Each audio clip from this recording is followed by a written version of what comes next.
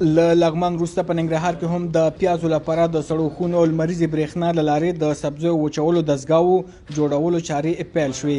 د ننګرهار والي وایي په دې سره به د دې ولایت سبزیو حاصلات ډېر او سبزي به تازه او خوندي وساتل شي. د 126 میلیونو افغانیو په حدود کې 450 لوی او وړې پروژې قراردادونه امضا کېږي او عملاً کار شروع کېږي. نو په دې کې د 280 د پیازو او لوګانو د ساتلو پولې دي او دې کې تقریبا 180 د سبزیجاتو د وچولو ماشینې دي.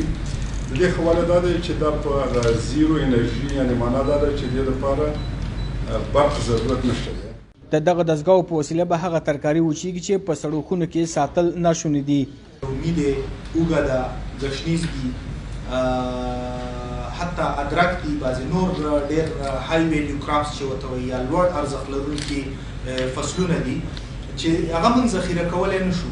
هغه د اوبو دغې ډېر لوړ دی، واټر کنټنټ چې ورته وایي په هغې کې اوبه ډېر دي. مثلا ټماټر موږ سټور کولی نه شو، خو سټور کوو یې د ډېر کم وخت لپاره، هغه باید موږ پروسس کړو، وچې کړو. نو دا کمې لمریزې وچونکي خونې چې دي یا پروسس کوونکي خونې چې دي د دې مجموعي کې د یوې دانې ظرفیت چې دی دا 11.9 ټنه.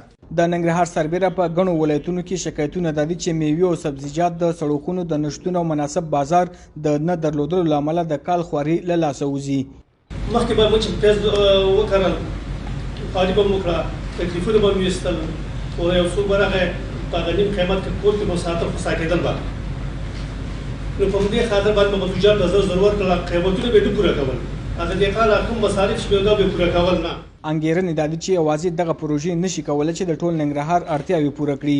بزګران بیا د دغې لړۍ د پراخېدو غوښتنه کوي. شکیل احمد سید، شمشاد راډیو تلویزیون، ننګرهار.